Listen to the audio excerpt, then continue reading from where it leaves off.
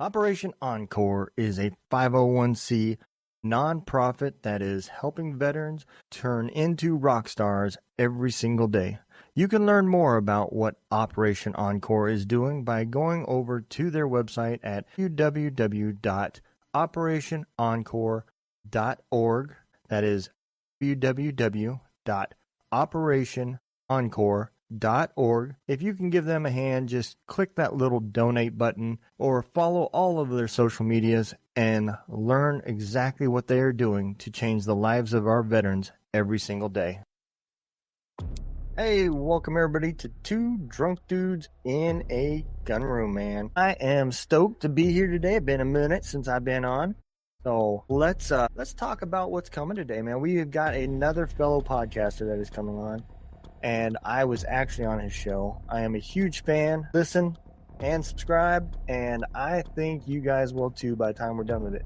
So let's introduce Scott Deluzio. Is an Army veteran, having served 6 years with the Army National Guard, including a deployment to Afghanistan in 2010. Scott's brother, Stephen, was also deployed to Afghanistan in 2010. Unfortunately, Stephen was killed in action on August 22nd, 2010. After returning home, Scott struggled with coping with the stresses of combat, the loss of his younger brother, and adjusting back to civilian life.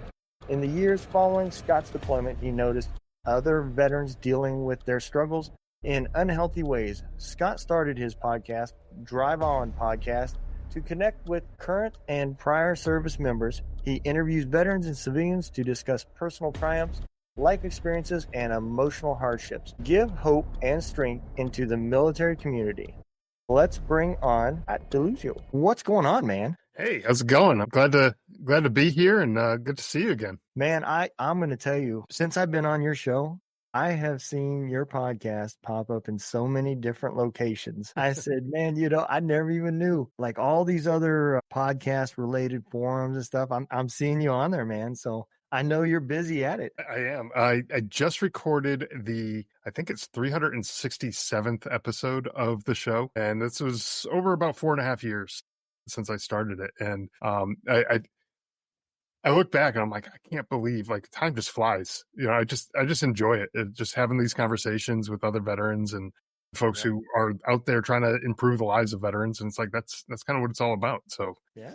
Well, man, if you don't mind, why don't you give everybody a quick little rundown of who Scott Deluzio is? Who's Scott Deluzio? That could be a rabbit hole we go down. Folks might be a little traumatized at the end of this little intro here. But so like you said, I served about 6 years in the Army National Guard, deployed to Afghanistan. I was an infantryman, did a lot of the typical infantry grunt stuff, going on patrols and all that kind of stuff. Since getting out, doing this podcast has kind of been my way of giving back to the military community and continuing to serve in a way. I know it's not with a rifle or, wearing the uniform anymore. It's a much different service. And I'm not trying to, minimize anything that anybody else is doing as far as their service goes. But it's a way to give back to the folks who serve and who have served. And so that's, that's kind of what I've been doing for the last few years. Absolutely, man. I don't think a lot of people realize that what it takes to, one, be a podcaster, and two, to be part of service, helping veterans. I mean, it is a full-time job. And I had no idea. Oh, yeah.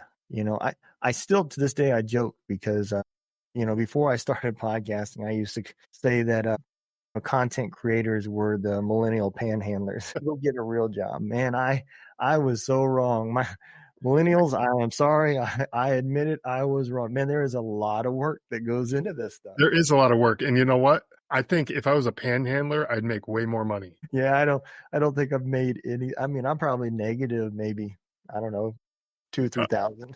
Yeah, exactly. With all the equipment and everything. And the thing is, when I started, the whole idea was to provide content and information to folks that needed it in a way that was easily accessible. Podcasts are free to listen to for anybody. You just need access to the internet, basically, to get access to it. Apps on your phone and things like that. But you got to be able to download it. And that to me was the goal. Was that, like, how do I make this free and easy for folks to find this information? And So like, okay, I'll do a podcast. Yeah, that sounds like a great idea. But then I was thinking to myself, I don't know how the hell to do a podcast. I've never done a podcast. I don't know any of the equipment that I might need. I didn't know how to edit the audio or the videos, or I didn't know any of that kind of stuff.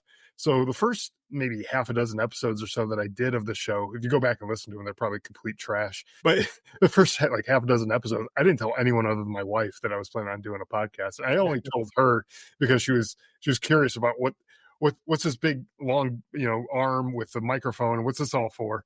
And I'm like, well, yeah, I'm trying out this podcast thing. We'll see how it goes.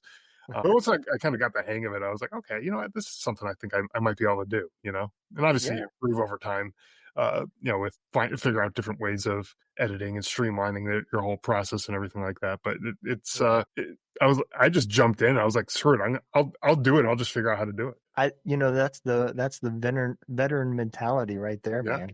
So let's kind of back up, because you did just say one thing that made me want to ask. So real quick before we get into your military career, did you find podcasting to have a form of therapy as well? Oh, for sure.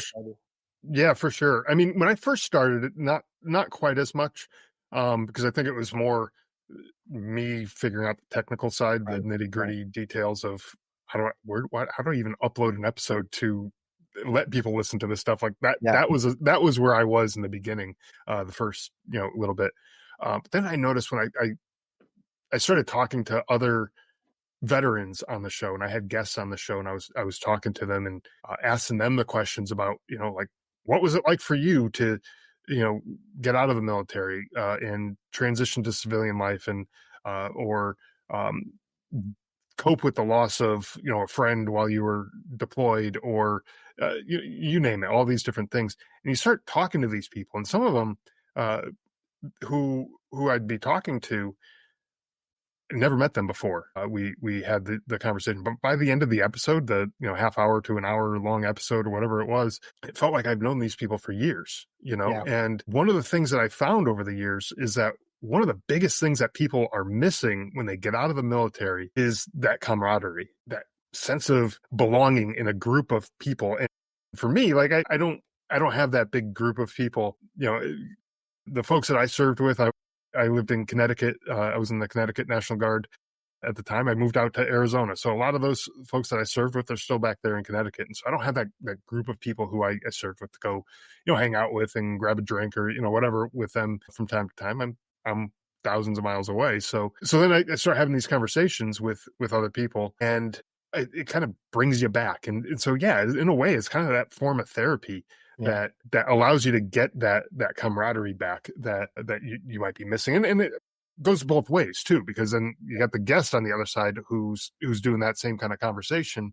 And we, like, sometimes at the end we're like, yeah, this really does feel like, we've known each other for quite some time, Yep. No, absolutely, man. For me, it was about 3/4 of the way in season 1 when I realized, holy crap, I am starting to talk about things that I ain't talked about with anybody, Right. And it's that release that you get, because you make a little bit more room and a little bit more room and a little bit more room. And then pretty soon you get to the point where you're actually analyzing and dealing and you're putting in the work without even realizing it. And I think that's a big part. Yeah, for sure. And I think one of the things that I didn't even realize was happening, but it was happening, was that the guests would be sharing something that they went through, whatever their struggle was.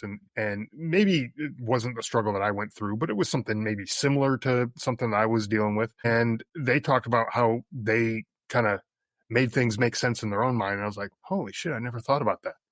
I just didn't even register with me to think that way. And then I'm hearing the guests talk about it, and I'm like, oh, well, yeah, that kind of makes sense. And I start, using that mindset that they bring up, and got hundreds of episodes of content with each one of them has something useful, and some of it, kind of gets repeated over time, but it's good to have that reminder every once in a while. Absolutely, man. So let's dig into the military career, man. So what brought you to the military? Did you come out of high school, or? No, I didn't actually. So grew up in a very strongly patriotic family. We grew up kind of looking at the folks who put on a uniform, doesn't matter what branch of the service, or law enforcement, firefighters, the EMTs, whoever. We looked at all of them as kind of like the superheroes. They're the ones who go out and risk themselves for other people, for complete strangers, right? And they go out and do these things. And so that's kind of how we grew up. My grandfather was in the Navy in World War II, but it kind of skipped a generation. My parents' generation, they didn't serve in the military. They were just shy of Vietnam. The draft ended, like, I think they were probably 17 when the draft ended. So that war kind of put the fear of, going to war and seeing your people that you knew from high school coming back home, wounded or not coming home at all. That kind of put that fear in them. And so, that generation kind of skipped, joining the military. Then after high school, I went to college. And while I was in college, 9/11 happened. And I had considered just dropping out of college right there and joining the military, because I knew there was going to be some sort of fight that was going to happen. I was like, screw it, I want in. But I also knew myself, and I said, if I don't finish what I started, I'm never coming back here to finish my degree. Yeah. So I said, I'm already partway through. I might as well stick it out, finish my degree. And if there's going to be a fight, it's probably still going to be there after I get out. So, and turns out I was right times like 5. So I was like, I'll circle back to this sometime down the line. I graduated college, got a job, did the typical 9-to-5 type thing, the way a lot of people did. And my first year out of college, my younger brother had gone to Norwich University up in Vermont, military school. That's where the ROTC was formed, and like first ROTC school was up there. And he was in the Corps Cadets. He was a cadet and did all that kind of stuff. But he got introduced to the National Guard from another student who was there. And he went to one of the drills or a couple of the drills, and he was like, this is what I want. I want to do this. So he ended up joining the Army while he was in college. And so all of a sudden, my little brother goes from being this kid I used to pick on when we were younger and, horse around in the yard and get in trouble with and all that kind of stuff, to now being elevated to the superhero status that in my mind I had, for the military. And I was like, holy crap, that's awesome. Like, I was super proud of him for making that decision. A couple months later, I heard a report in the news that said that the military was struggling to meet their recruiting numbers. And this was like 2005. And I was like, what the hell is going on?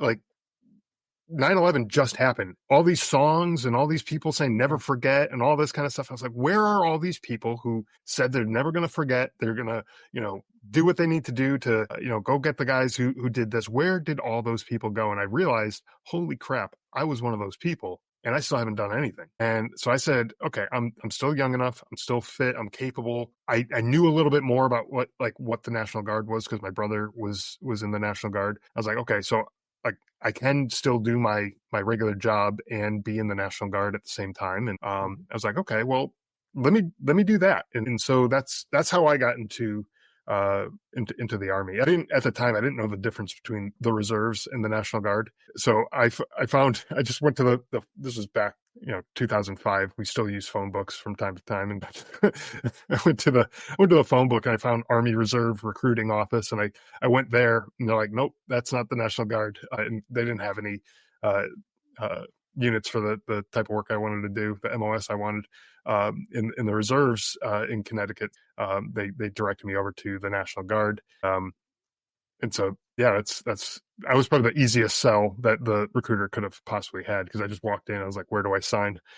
It was like, you don't have to sell me on bonuses or any of that. I just want in, like, just get me in. And that's what happened. Yeah, the recruiter is. Yeah, right. Yeah. So you went in as 11 Bravo, right? I did, yes. Yeah. Was it because of 9/11? Is that what made you select that MOS, or? Well, I did want to fight. Yeah, partially because of 9/11, but also because that was the MOS that my brother chose. Okay. And not to talk down or talk badly about any other MOSs or anything like that, because they all have their purpose and everything like that. But I wasn't going to let them one up me like that. Like, the typical brother, sibling rivalry, and where at Thanksgiving he'd be like, my job's tougher than yours, and blah blah blah. And I was like, I don't want that bullshit. I just want to have kind of level ground with him. And so actually throughout our entire enlistments, we were both the same rank going all the way through. I just happened to work out that way pretty much throughout the whole time. So when I enlisted, I enlisted because I had a college degree. They allowed me to have E4 right off the bat. And so he had already been in for a little bit. And so he had worked his way up to E4. And so at that point, we were the same rank throughout the rest of our time in the military. Yeah. And I could just see how your Thanksgiving would go. You go to come into the table to sit down, and right there's a sign that says Pogue, and he's gonna be like, yeah, that's your seat. Yeah. It would be like in the corner or something, like not even at the dinner table, just be, and it would be like a shitty MRE on the seat or something. For the listeners out there that don't know, Pogue stands for person other than grunt. So it's what everybody else like me gets called by all the infantry guys. It's used as a half somewhat derogatory term, but also as a in a loving way too. Like you'd call your best buddy a jerk or something like that. Yeah. And the Army's full of this. The airborne calls other people that are not airborne legs. And but as soon as they touch the ground, they're legs too. Don't let them fool you. And I never understood, like, where does the derogatory come from that? Your legs carry you around, your legs make you run. I mean, legs are pretty handy to have. I know, right? And unless you break them on the fall when you come down. Yeah. And I have seen plenty of that, lots of ankles and everything else. So you're in the National Guard, and your brother was also in the National Guard, right? That's right, yeah.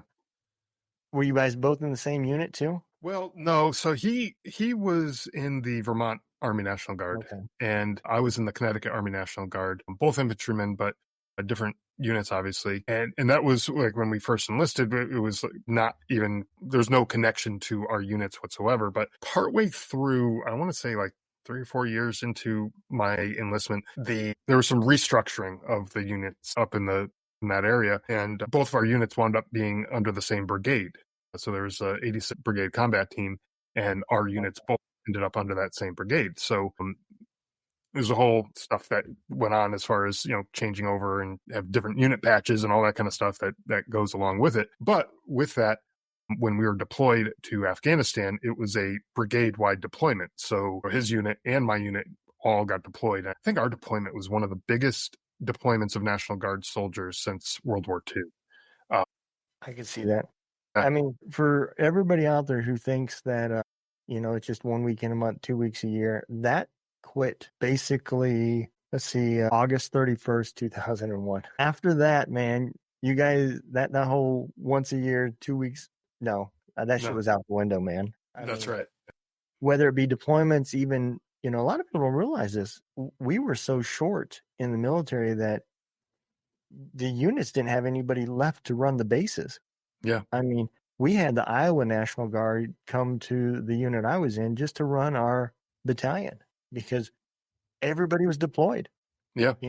And so there was multiple movements going on. And then you had the ones like yourself that went forward and was stuck over there a year. And you had other jobs back here in the States that you used to do. A lot of business owners, people don't understand that the dedication that comes from our reserves and National Guard elements is beyond anything, because those guys may have $100,000 a year businesses that they're living on, and now they're being paid, employed, can't run their business, E4 pay. Yep. Yeah, and which is not great. It's not replacing that money. But the other thing too that people I don't think understand with that, especially when you're talking about a business owner who is also in the National Guard or reserves or whatever, when they leave, their clients, their customers, they still need to get whatever the products or services are that they were providing, and they go someplace else. And when they come back, those customers are like, well, I found somebody else who can do this for me. I don't need you anymore. And so now their businesses are shot, and so that is, a casualty of war, if you will, right? Like it totally destroys some of these businesses. Now, sometimes they're lucky and they can have a spouse or another family member who can help out along the way to kind of keep things moving for the year that they're gone. But, they're not always that lucky where they can do that kind of thing.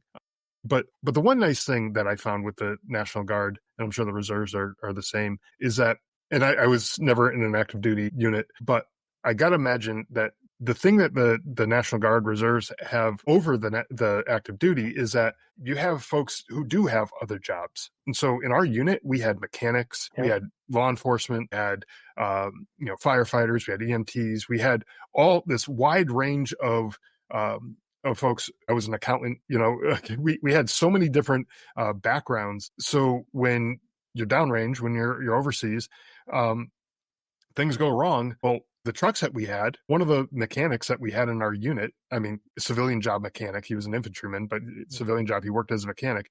Well, he worked on trucks that had the same type of engine that the trucks had over in Afghanistan. So he was able to look at our trucks and be like, oh yeah, this thing needs to be replaced, that thing needs to be replaced, this thing needs to be tightened, or, whatever. And we didn't need to wait for the mechanics to, okay, put it in the queue for, all the diagnostics and stuff. He could just go over to him and say, hey, this is what needs to be done. They can sometimes just hand him the parts and he would just go fix it. And then the trucks would be back up, And so like you get that kind of benefit where, not to say that you can't have that in an active duty unit, but a lot of times you get guys who, they graduate high school and their very first job is the Army or, whatever the branches that they serve in. And they don't get that experience that they would even be able to bring that to the table. All they ever get to train on is what their job is. And so that's something I think that is nice about the reserve components are that they do get that civilian kind of experience as well that they could bring to the table. Absolutely, man. And, I was a mechanic when I came to the military. So I can tell you, being right out of high school and then signing up to be a mechanic, I did not have the knowledge that somebody who was National Guard or reserves that was a civilian mechanic had, because the Army is like 30 years behind in technology. Your buddy was probably like, man, this stuff is simple. And then he probably discovered really quick that the mechanics that was working on the stuff over there probably weren't up to the same standards as he was. I don't know because I wouldn't be in a position where I could judge any of that kind of stuff. I might be able to judge some of the finance guys, but I think everyone can kind of judge. I think we all did. Yeah, at one point or another, someone's pay got screwed up. So 2010, so you come in 2005, and 2010 is that y'all's first deployment? That's my first deployment. Yeah, my brother was deployed to Iraq. He was in Ramadi in 2006. What a shithole. Yeah, that was terrible. He came back and he's like, I don't even want to talk about it because it was just that bad. And so he was actually in Iraq while I was in basic training. And I forget exactly how this came up, but I think that one of the drill sergeants was telling us a story about something that had happened in Iraq in Ramadi at the time, because it was such a shithole. Everything was popping off like pretty much every day, that multiple times a day things were going off over there. And I remember walking up to him afterwards, and like, you don't usually approach the drill sergeant that way, but I walked up to him and I'm like, listen, my brother's there. Here's his name. If you could just look out for it. And, I didn't understand like Red Cross messages and all that kind of stuff. I was just like, I just worry about him. And he's like, he looked at me like, yeah, I get it. Like, I got you, and that was like one of the rare, like, treat you like a human kind of moments, but like, he got it. Like, so that was, then he told me to get the fuck out of his face. But have you ever wondered how you can help out the show? Well, that is very simple. You can help us out by going to www.twodrunkdudesinAgunroom.com. That is www.twodrunkdudesinAgunroom.com.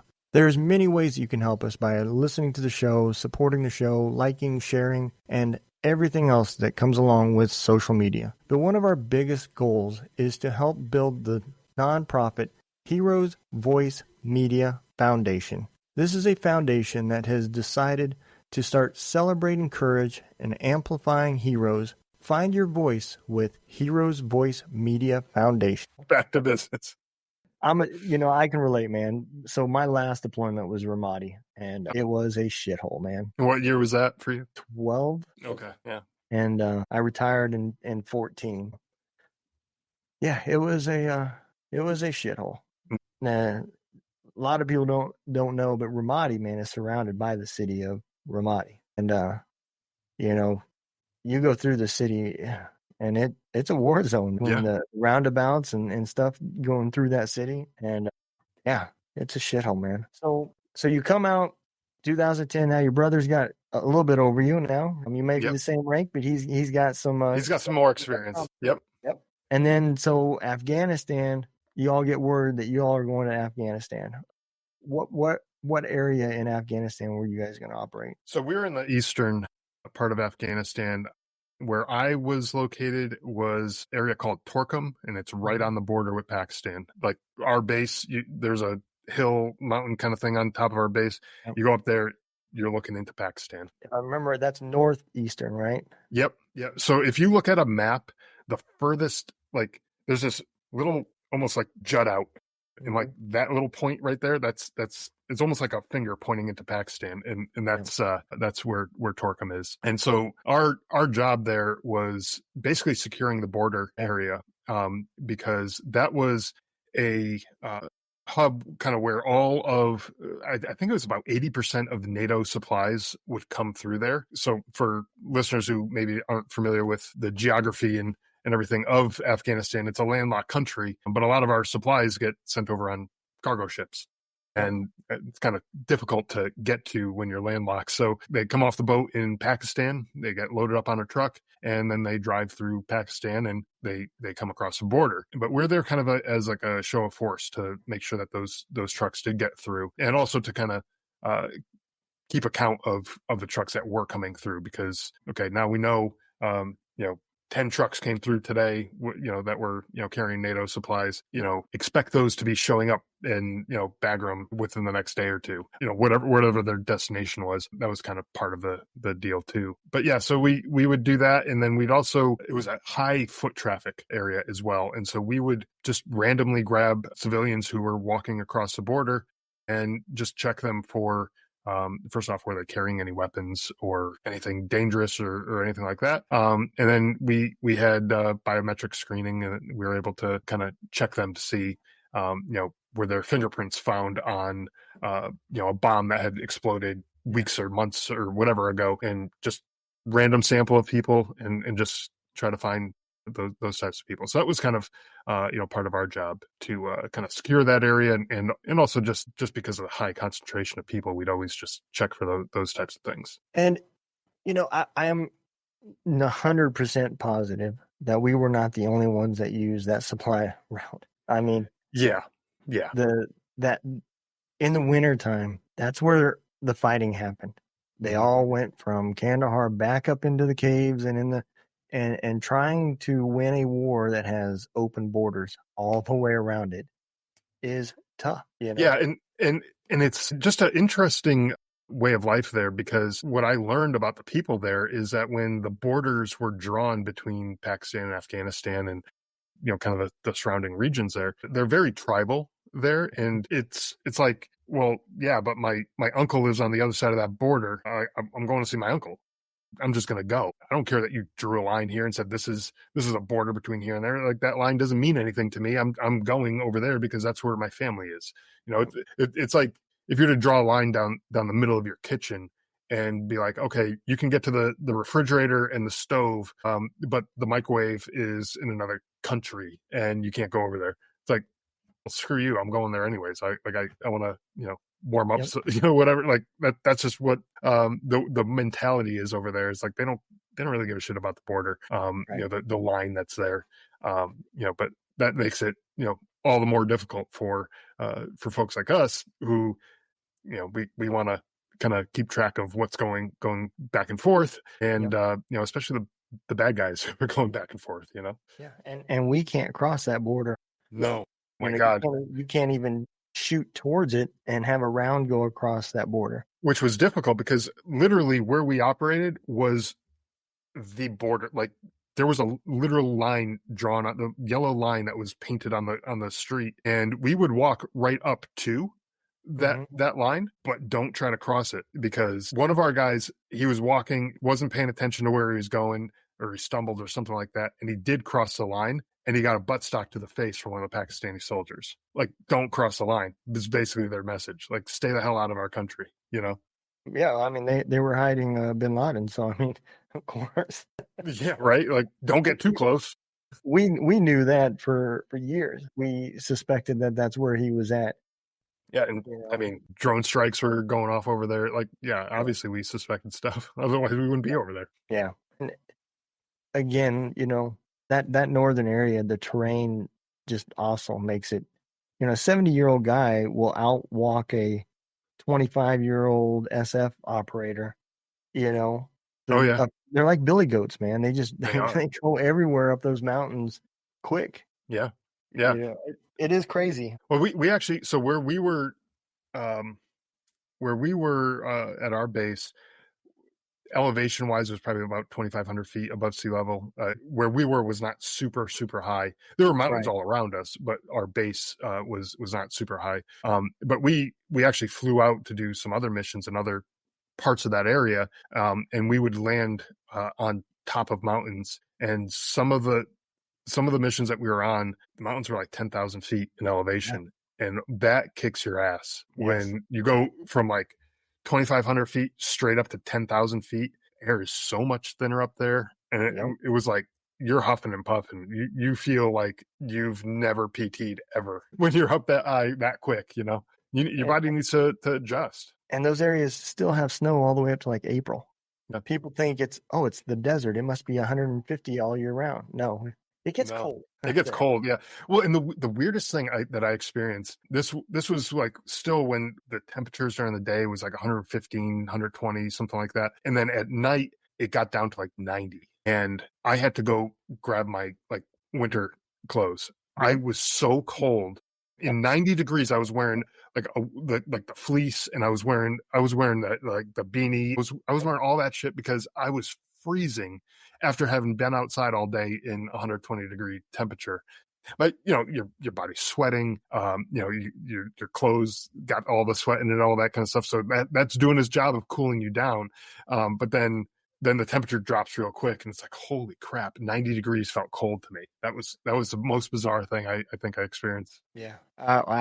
I had the same thing, and so I can definitely relate, man. Yeah. So you're over there. Was your brother in that same area, or was he in another part? Yeah, he was in Paktia province, which was about, I want to say about 80 or 90 miles away from where we were. So once when I got to Afghanistan, we never saw each other. We never spoke with each other.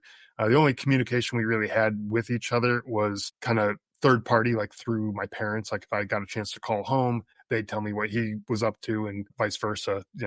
When he would call home, they would tell him what I was up to. But it never got a chance to chat with him while we were over there. So let's get into the day that you got the news. You were still deployed. You weren't home on leave or anything, right? All right, I was in Afghanistan. Yeah. All right. So Yeah. kind of walk us through how that day happened. Yes, that day. That day was one of those days where we were landed up on a mountain, got off the Chinook, landed on top of a mountain, middle of the night. You have your night vision on, but you're walking off onto this uneven terrain. Day started off terrible for me because I was the first one to step off the helicopter. I got the green light from the door gunner. He's like, "Yeah, go, go, go." And I stepped off, and we were still about 3 or 4 feet in the air. And I'm carrying about 100 pounds on my back and my rucksack. And I fall down onto this uneven ground because, you get very limited depth perception with the night vision. For anyone who hasn't worn them, it's very much like two-dimensional. Like you really don't get a ton of that 3D kind of images. And so estimating distance off the ground was really hard. I've never been in this area. It was difficult for me to judge it. And it was really uneven terrain. So I busted up my knee, back got kind of messed up from that fall. I was hurting, but what are you going to do? You got a whole Chinook full of guys who are about to step on you and trample you. So you get up and you move. And, so we kind of stayed up there until the sunrise. We were doing a joint operation with the Afghan army, and they didn't have night vision. So they were running blind when we were up there. And so we had to wait for the sun to come up. And then we went down to this village, did our operations, kind of searching for Taliban weapons. We had intel that they had stolen some Afghan army uniforms and all kinds of stuff like that. So we went through, found a bunch of stuff in these mud huts, which for folks who haven't been over there, I mean, you haven't seen this kind of poverty until you've been to a place like this. Like literally, when I say mud huts, the walls are made out of mud. You stack it up, and the heat from the sun kind of bakes them and makes some bricks out of them, But yeah, so we went into some of these buildings, or call them buildings, the little huts, and found some weapons, found some uniforms. But the Afghan army was taking the lead on this, so we didn't go into too many buildings. We're there kind of as backup for the Afghan army. So I kind of equate it to like driver's ed instructors. Like you're driving, you're behind the wheel, but if things go squirrely, the driver's ed guys, he's got the brake that he can pump on his side to kind of put things back into control. So that's kind of what we were there for. And so yeah, we go through the village, blow up whatever we could, burn the uniforms, did all that kind of stuff. And then as we were wrapping up, I got a call on the radio, said the commanding officer that was out on this mission, he was looking for me. And I was an E5. And I was like, CO doesn't go jump the chain of command like that unless either you did something really good or you screwed something up big time. I was like, I didn't really do anything great today. I mean, I did my job. I did what I was supposed to do, but like nothing spectacular. Like I wasn't getting any medals for the work that I did that day, let's put it that way. And then I was starting to rack my brain. I was like, what did I screw up? Did my guys lose some of their sensitive items or, any of the military equipment or anything like that they were issued? I started checking all my guys, all their stuff, and making sure everything's still tied down. I had a list that I carried with me with every sensitive item. Sensitive item for the listeners are basically anything with the serial number on it. And so I checked everything down to the serial number, make sure everyone had everything. I was like, what the hell could he possibly want? But they wouldn't tell me over the radio. So I made my way back up the mountain with my busted up knee, my jacked up back, and I'm just like at this point because I'm like so fed up with this place. I was hot, I was miserable, I was just like, get me the hell out of here! Like this is awful. So I get up to the top of the mountain, and our battalion sergeant major was there on this mission, and he was the first one to see me, but he wasn't the one to give me the news. But he saw me and he goes, "Hey, come on over here and take your helmet off." I'm like, "What the?" Like outside the wire, like they don't ever tell you to take the helmet off. Like if that comes off, and especially this guy, if you knew him, like he was a stickler for PPE and all that kind of stuff. Like you keep that stuff on. And he's like, yeah, just take your helmet off. Come on over here, and the CO will be here to talk to you in just a minute. Just go over there and take a knee. And I was like, take a knee? That's the last thing I want to do with a busted up knee. But whatever. I'll do what I can. So CO comes over and he's like, I don't know how to tell you this, but I got some bad news. Your brother's unit was on a patrol and they were in an ambush and he got hit. And so up until that point, never occurred to me that he wouldn't make it home at all. Like it wasn't even a thought that crossed my mind. I knew it was a possibility. I just didn't let myself think that way, because that was something that just happens to other people. That's not going to happen to me. That's not going to happen to my family. We're going to be fine. So I'm thinking, okay, he's injured. And so I'm like, okay, well, what are the logistics? How do you get me to him, for moral support, or, does he need blood or something like that? Does he need an organ or something? I don't know, whatever the hell I can provide to him. I was like, let's figure out how do I get to him and so I can help him out whatever way I can. And the CO looked at me, he's like, obviously realizing he wasn't clear enough with that message. And he's like, no, I don't think you understand. He's been killed. And it was like a punch in the gut. Like I couldn't breathe. You ever been punched in the gut? Like, that feeling. And it was like, my whole world just got turned upside down. I was, for the very first time, realizing that there's a life ahead that doesn't include him. It just, like, computing that didn't make sense in my head. Right. I was like, he's supposed to get married like a year after we got back home. He was going to start a family. He was going to, have a life. He had just started his career. All these things. I was like, none of that's going to happen now. Like what that just doesn't make sense to me. And it was just such a hard, tough pill to swallow. And being so far from home, not being around any family, obviously the guys I serve with, they're like family. We're close and all that, but no blood relatives were around, And so I had such a hard time with that, and I was just a wreck.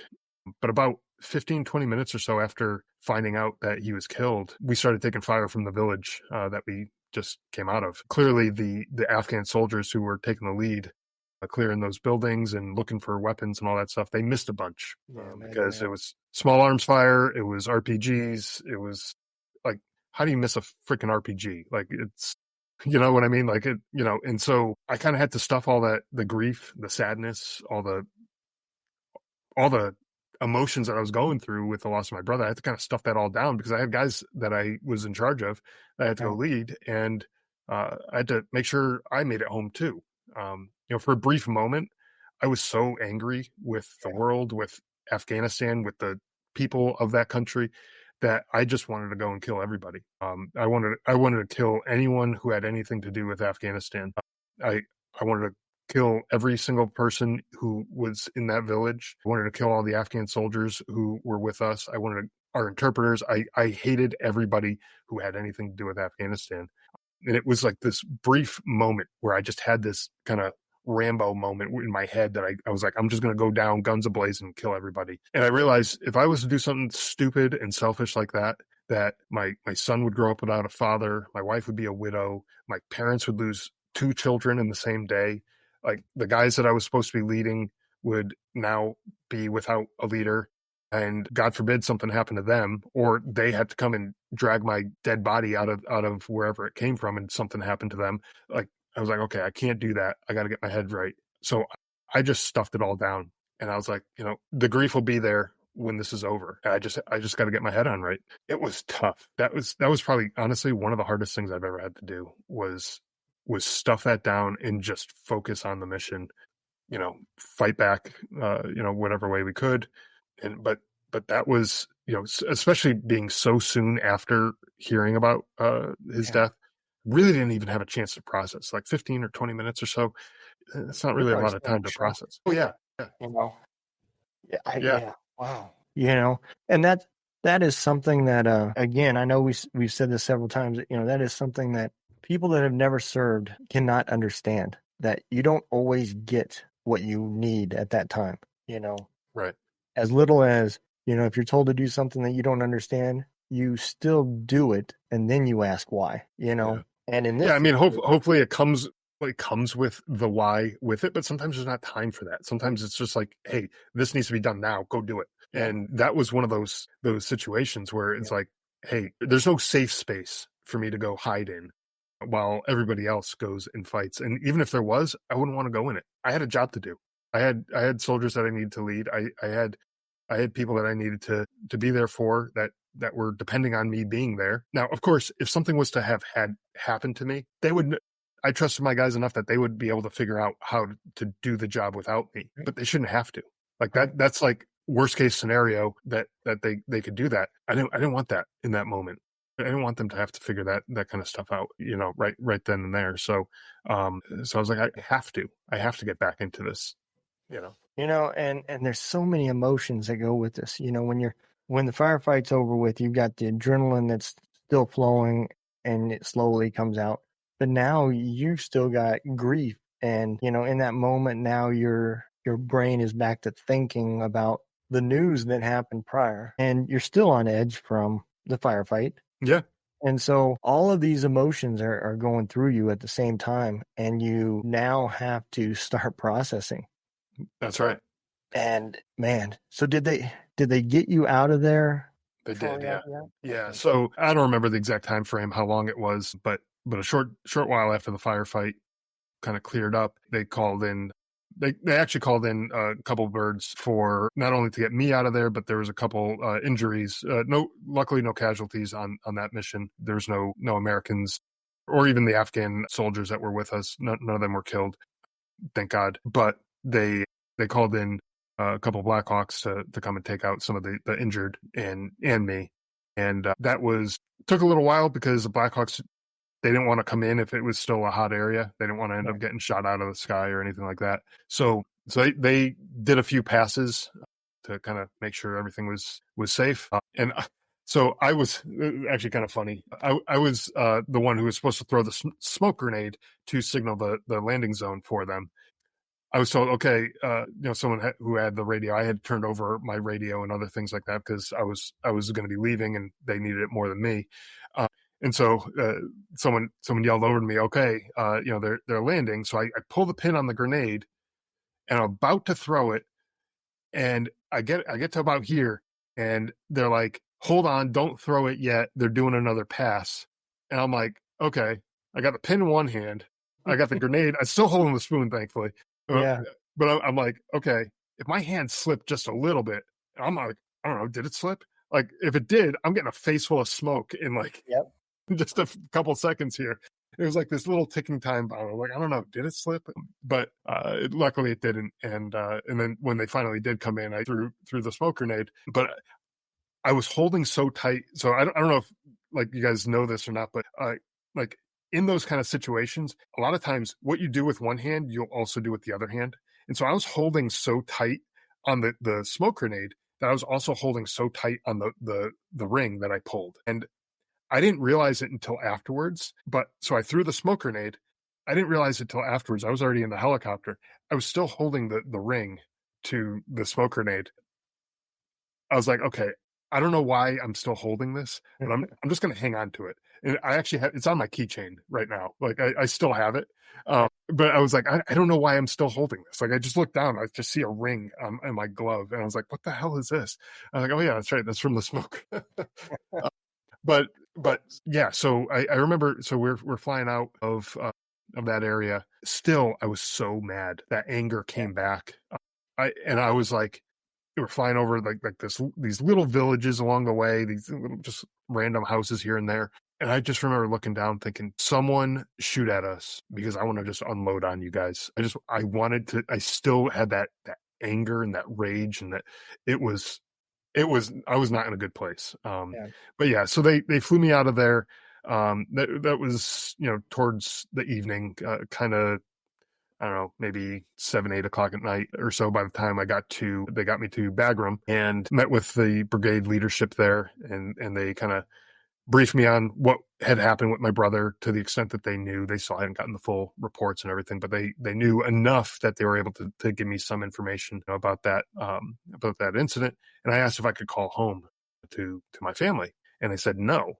And the reason why was because they weren't sure whether or not my family had received notification of my brother's death. And so there's kind of a communications blackout when something like this happens, and they don't allow you to call home, even if you're someone like me who, is, family or whatever. They don't allow anybody to call home because they want the proper notification to come through that knock at the door, quote unquote, what they call it, the knock at the door, with the military officers come to the door and deliver the notification, usually with a chaplain or people like that. So I wasn't able to call home. So I stayed at Bagram overnight. The next morning, they had the ramp ceremony where they brought my brother and the other soldier who was killed, Tristan Southworth. They brought both of them onto the plane that was going to bring them out of Afghanistan. And I had never been a part of a ramp ceremony. For folks who don't know what that is, I kind of equate it to like the military's version of a wake. Like, before a funeral, people come through, they pay their respects. There's kind of a receiving line that I was a part of. And I was super impressed by just the sheer number of people who came through from not just American military, Polish, German, civilian contractors. Like, there were people from all over the place who came through, paid their respects. I was just kind of floored that people would just come through like that. They didn't know either one of those folks, but they wanted to pay their respects and send them off the right way. And so that brings us up kind of to leaving Afghanistan. And so I was actually on the same flight as my brother, the transport plane that brought us to Kuwait. And then from Kuwait, that's where we kind of parted ways. I'm not sure exactly what they did with him. I think they had mortuary affairs who did some work, autopsy maybe, or things along those lines. But then usually go to Delaware. Yeah, then he went to Delaware from there, but I continued my journey home from Kuwait, which was a miserable journey because I was traveling on flights full of other soldiers, but not with anybody that I knew. And so I wasn't alone, but I was by myself, and I had nobody to talk to, nobody who understood what I was going through. Everybody on the plane was happy that they were going home, and I was like the one guy who was like angry as hell. Yeah. I was angry at the world.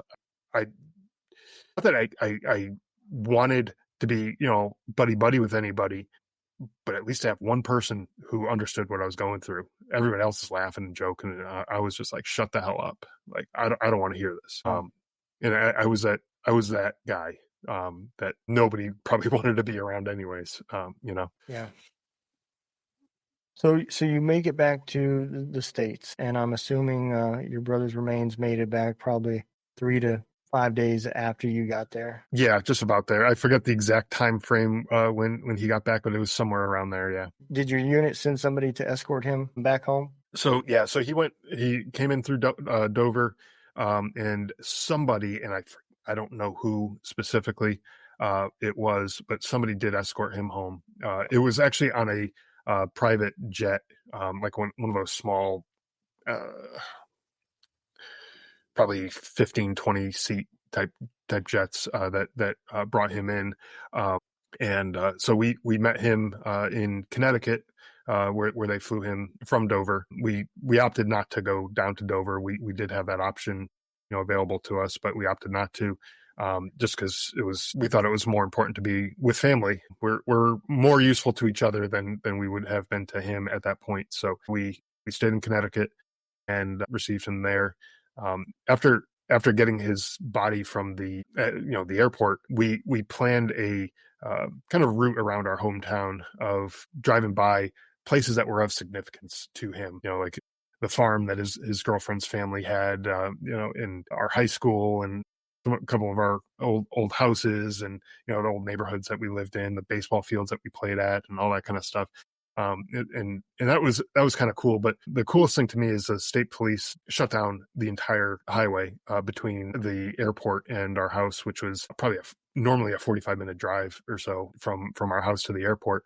And we got there in probably 20 minutes because we had the entire highway was cleared, so it was like smooth sailing. One car actually tried to get on the highway, and a cop pulled ahead and pulled them over, and was like, "Nope, you're not going anywhere right now," which was kind of funny to see. But all the overpasses, there were fire trucks with giant American flags draped over the side, and the firefighters saluting as we drove by, which, it just showed that people cared. People actually, they didn't know who he was. They didn't care. And I don't say that in a mean way. They just know that he sacrificed himself for everything that we have. Like, look around how great this country is. And it's because of folks like that who are willing to make a sacrifice. And so they came out and paid their respects in the way that they know how. And it was special to me. For any of those firefighters who might hear this, like, it's important. It means a lot to the family. Forced, Yeah. Did it all by themselves. Yep. And you saying that, I didn't mean to cut you off, but no, go ahead. Made me think of a time when I came back and the plane landed, and we were in Bangor, Maine, and we all get out waiting for the plane to refuel and all that stuff, right, before we then disperse from there to our civilian flights to go on leave, right? And the USO lines us all up, and they're going to walk us to where we go, right? And as soon as we start walking, the USO starts clapping and screaming, the guy in front of us, making everybody else do it. And that always bothered me, man, because I was like, you're forcing these people to do it, not that they really wanted to. Now they feel obligated. They're the dick if they didn't. And so it doesn't feel real at that point. And to see something like you're describing, man, that is real compassion. That's people that really do appreciate and people that really do care. Yeah, and even the day of his funeral, we left the church, we went driving to the cemetery. As we were driving, like, it was highly publicized. There were media all over the place, all this kind of stuff. People knew what was going on that day in our town. As we were driving by, people pulled over side of the road, got out of their car, hand over their heart, or if they're a veteran, they saluted as we drove by. And I was like that wasn't forced either. It's like that person was on their way to go get groceries, and they happened to see this caravan of the funeral procession coming by, and that's just what they did. They just pulled over, and they're like, I'm here now. I'm paying my respects. And that was special to me. It did get. I mentioned it did get a lot of media publicity. When I came home, we drove down my parents' street. We went to my parents' house first, and their street was lined with news fans, television, radio, newspaper, all these people looking for an interview. And at first, that pissed me off. I was like, these people are vultures. They just here to pick apart the story and get their little juicy bits and go fly away or whatever, And Operation Encore is a nonprofit that is helping veterans turn into rock stars every single day. You can learn more about what Operation Encore is doing by going over to their website at www.operationencore.org. That is www.operationencore.org. If you can give them a hand, just click that little donate button or follow all of their social medias and learn exactly what they are doing to change the lives of our veterans every single day. Then we got to my parents' house, and I'm all fired up. And there was a public affairs officer who was at my parents' house to kind of help coordinate all that. And he said he'll kick them all out if we want, or he'll help coordinate whatever we want. And he said, but realize this, they're going to run the story one way or the other, whether they have us to interview or they don't. And he said they can go to a grocery store parking lot or some mom who's picking up her kid from school, and just go and talk to them and say, hey, what do you think about this? And they're going to, of course, what are they going to say? Oh yeah, it's sad. Oh, he's a hero, blah, blah, blah. No meat, no substance, nobody's going to know anything, and they're going to forget about it tomorrow. He said, but if you guys go and you guys talk, if you choose to, you can actually tell people who he was and what kind of person he was, and that people will listen to. And so I kind of, at that point, I was like, okay, this isn't about me and my feelings, how I feel about these people. When we're deployed, we're always told, like, no comment, like you just don't talk to the media, basically, I was like, this isn't about me anymore. It doesn't really matter how I feel about it. This is about him.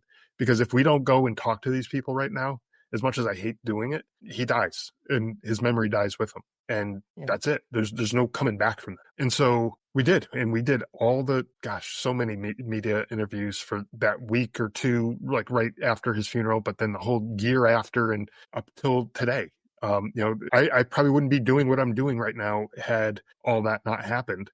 And who knows, we probably wouldn't be sitting here having this conversation right now, And so I'll continue doing these interviews and talking about who he was and what kind of person he was forever, until the day I'm dead or can't talk anymore for some reason, I'll keep doing these things. But that's kind of what you have to deal with when you come back and things like that get highly publicized. Yeah, man, that's a lot. Holy cow. So the funeral and everything happens, and at some point you did you go back? Were you deployed back again, or did you stay back till your unit came back? I was supposed to go back. I actually, when I left Kuwait, they gave me orders for I think it was 10 days or 2 weeks or something like that, where they gave me that kind of leave to come home for the funeral. And when we were at the funeral, the governor of Connecticut was at the funeral, and she came up to our family and told us that she was going to order that I do not go back. And so for the listeners who aren't familiar with the National Guard, in addition to the President of the United States being kind of a commander of chief over the armed forces, the governor is the commander in chief over the state National Guard. So we were, the Connecticut National Guard. So she was able to issue that order that I stay home, and so ended up not going back. I was intending on going back, right? Which was kind of a mixed blessing. Like it was good that I was home with family. I probably would not have been very effective as a soldier over there because I kind of got to the point where I just didn't give a shit anymore. But while I was home, there was some stuff going on at the Pakistan border, in Torkham, where I was stationed, and it was on CNN and Fox News and all this kind of stuff. And I was like, holy crap, like that's where my guys are. And I'm watching this on the news at home. I'm like, that made me feel like the biggest piece of crap. It's like, something goes off and one of my guys gets hurt or injured or killed, and I'm here, it's like, how can I forgive myself for not going back? Yeah. I don't know. That was kind of the feeling that I had at the time. And so like I said, it was kind of a mixed blessing. Yes. I can see how heavy the survivor's guilt would be there. Yeah. So I know at some point you wrote a book. Yes. Did that come after the National Guard or while you were still in? Yeah. So a little bit of both. So when I first got back home from Afghanistan, I started writing down, just journaling, like notes about things that happened, places I was at, people that were involved, that type of stuff, just more informational type stuff, because I knew, over time your memory starts playing tricks on you, and you remember things that didn't actually happen, or remember it in a different way or whatever. And so I wanted to remember the details. I knew my kids would eventually have questions, and I want to answer them correctly. And who knows, maybe I'd be on a podcast someday, even though I don't think those even existed at the time. And I'd be having to recall some of this stuff.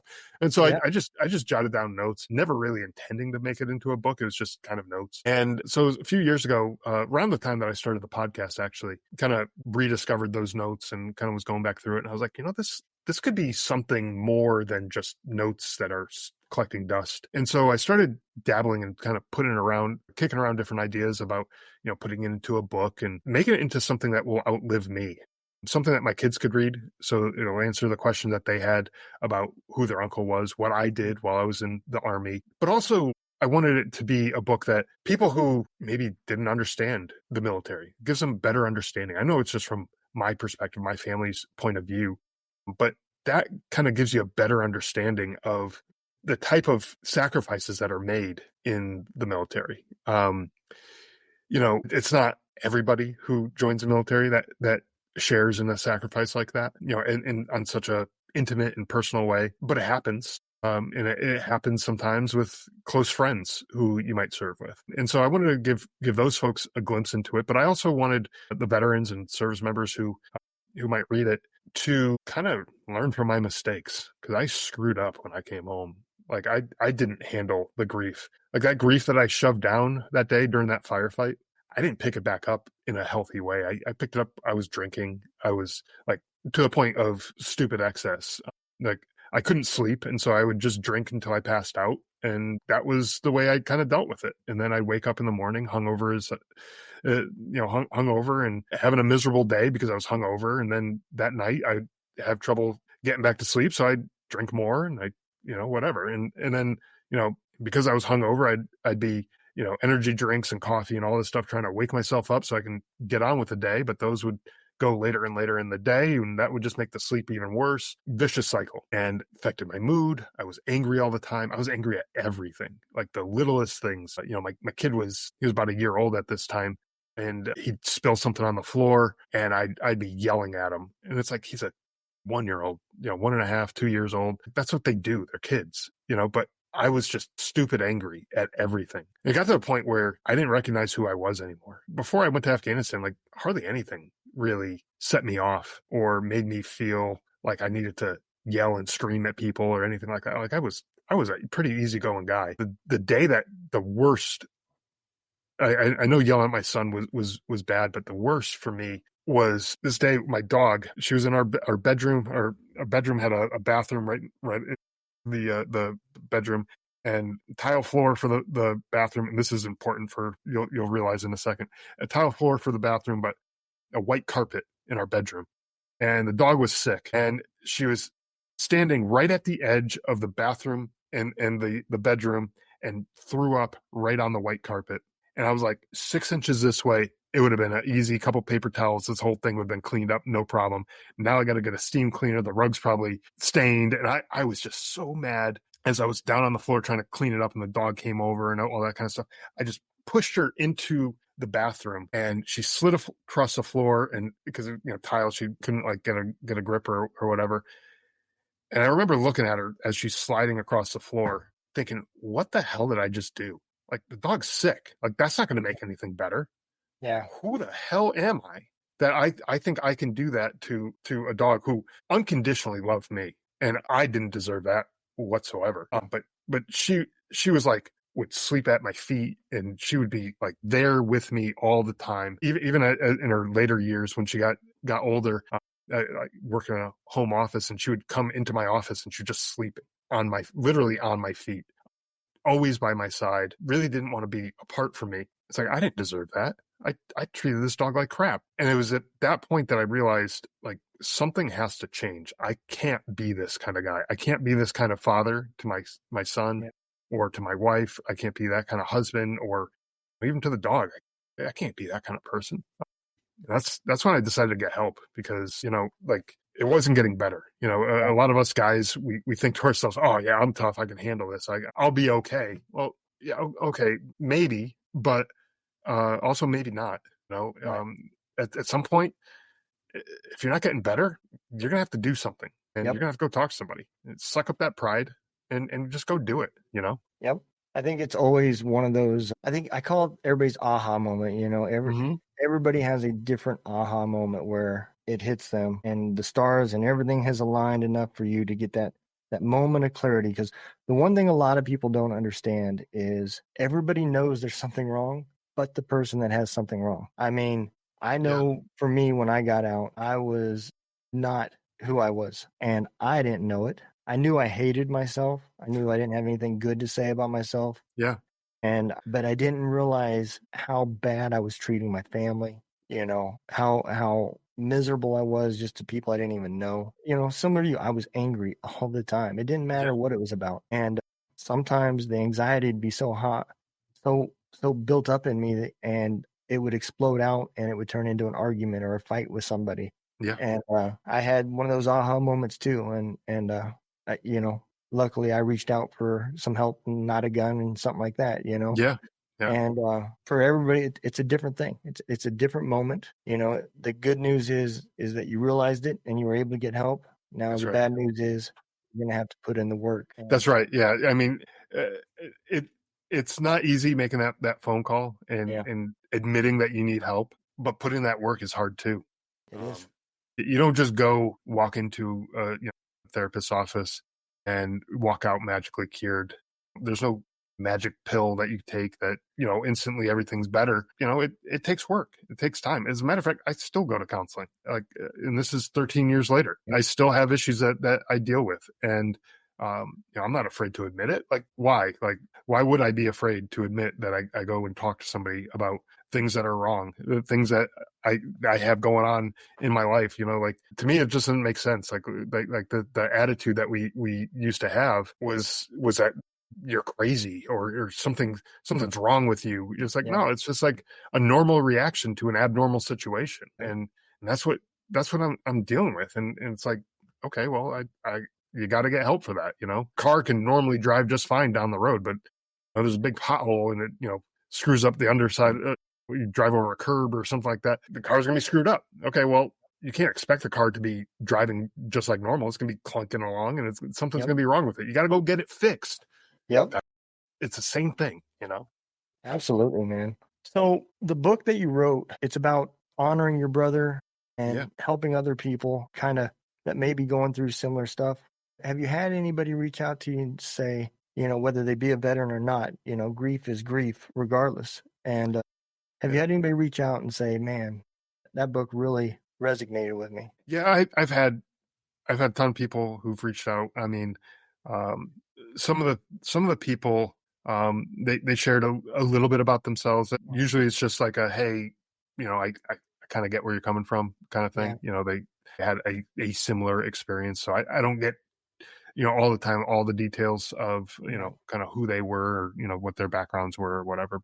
But yeah, they'll reach out and they'll tell me how, kind of help them kind of process and deal with some of their own stuff. And so, I'm grateful, I'm grateful that they found the book, but also that I had it in me to actually write the book. I mean, it's not, in ways it was sort of therapeutic to write the book, but in other ways it was torture to do it, to relive some of those things. Part of the book has very specific details of what happened to my brother the day he was killed, from the point of view of the soldiers who were with him, we managed to get the sworn statements from all of them, and we were able to kind of piece together what happened that day, and I put that in the book, and that was tough, because I had heard the story from a couple of guys, here and there, but piecing all those pieces, there's probably 25 sworn statements I went through, and piecing all that together from all their different perspectives did a couple of things. One, it kind of gave a full picture of what happened, but also made me realize how different perspectives totally change some of the story. Like, you could read one and you could read the other, and it's like, are you guys actually talking about the same event? It was tough to kind of figure out, okay, well, that's what that person was talking about. Just different positions. One person was looking at one thing, one person was looking at another, heard something different. It's just different perspectives made it interesting to see. Yeah. And a lot of people don't understand combat speed it may seem slow in the moment, but what's really happening is fast. I mean, very fast. Those firefights are not these like you see in the movies where they last for hours and hours. It may feel that way, but most of them it's hit and run. Yep. And so when that happens in your mind, it seems like everything is slow motion, and your body and your mind and adrenaline is so focused on what's going on, you're going to pick up small details. And when you first get back and you first do that out brief, maybe those details aren't there. But when the adrenaline wears off and you're replaying it over your mind, then you're going to start picking up the little things that your mind seen, took the picture, put it in the back, and kept going because it wasn't the threat. It wasn't something at that moment. It was a piece of that puzzle. And I think that's another thing for somebody like yourself who's reading the sworn statements, that you probably even had a better chance of understanding than even your family members because of being in those situations. Yeah. So I could see how hard that would be to try to get this image of what happened. Yeah. That would be super tough, man. Well, brother, if you don't mind, why don't I give you the floor and you tell everybody about your podcast, where they can find it, where can they buy the book, and all that good stuff. Absolutely. Yeah. So podcast, again, Drive On Podcast is the show. You can find it anywhere you listen to podcasts. I put the video on YouTube and on Twitter or X, whatever they're calling it now. But so you can find it there. The podcast is geared towards helping out folks who are connected to the military, be it service members, their families, veterans, caretakers, folks like that who are connected to the military, and do that in a few ways. I share stories from other veterans of some of the struggles and successes that they've had, and the ways that they've overcome their struggles and how they got to their successes, to give hope to folks who are out there who maybe are isolating themselves and feel like they're all alone and nobody else understands what they're going through. Okay, well, here's a story from somebody else who does understand it, right? But also share resources from folks like nonprofits, individuals who provide services to veterans and things like that are maybe not as well known. And we all know about the VA and types of services that they have to offer, but there are things outside of the VA that you can do a lot of times at no cost to the veteran or the family or whoever, that may be even more effective than what the VA has to offer. Because everybody's going to be different in whatever you're going through. It might be trauma that you experience. It might be a physical or mental health related condition, or even financial or educational type resources. We cover all of those things to help the veterans and the service members and anyone connected to the military with whatever struggles that they might be going through, because we are stronger when we are working together. And there are so many people out there who want the veterans and the military community to succeed. We have a lot of great people in this community, and try to shed light on all these people and all the great things that they are doing, so that way that there is hope, that you're not alone, that the things that you're going through are not too big to handle. You can get through whatever it is that you might be going through. All right, man. Yeah, you are right, and you are living proof of what I say every day, man. That veteran spirit is is just going to accomplish the mission. And Yeah. and the trickle effect of what has happened from your podcast, a little bit of self-therapy for yourself, and as you got counseling and some help, and it allowed you to bring the book out and the podcast out that is reaching other people and trickling down and helping other people as well. And man, my hat's off to you, brother. You went through something that I don't even want to say that I can imagine, because I can't. That has to be the toughest thing to happen, because I know how hard combat is. I've been there. I can't even imagine losing a family member at the same time during combat. Right. That is super tough, man. Go ahead. Yeah, and I forgot to mention the book. It's available on Amazon. I mean, I'm sure most people figure that out, but that's where you can find it. If anybody, for whatever reason, this was a weird thing when I first published the book, people were asking me for signed copies, and Amazon doesn't have that functionality built into their self-publishing platform there. So if anyone wants a signed copy of the book, you can go to survivingsonbook.com and you can order a book there. Or I think I have it on the podcast website as well, the driveonpodcast.com, the one that's scrolling on the bottom of the screen there. You can do that, and happy to sign a copy and send it to folks as well. Or you can get it right on Amazon. You get it much quicker that way. You probably get it the next day or something like that. So yeah, check it out. Awesome, man. Absolutely. Well, I'm going to put you in the green room and close the show, and I'll be with you in one moment. All right? Sure thing. All right, man. All right, everybody, man. I can't even imagine, that was a grueling, worst case scenario in my opinion. And the awesome things that came from this, there were some great takes that came from this episode. Definitely showed how the warrior spirit is out there. The camaraderie between foreign country warriors that were showing their respect for another fallen warrior that they didn't even know. I mean, there was the bond between us. It goes way, since I've been out, I've even learned it goes way past just our own. It crosses borders into our allies and other people. So I hope y'all go take a chance and buy his book. Get the full story, and if you want the signed copy, you can get the signed copy through his webpage, or you can go to Amazon and get the regular book. I know I'm going to make sure I got a copy, and I hope y'all do the same thing. Follow his podcast. Make sure you subscribe. Leave him a review. It helps all of the podcasters a ton. I appreciate y'all. I hope to see y'all next week, man. Enjoy the show. And as always, y'all be safe.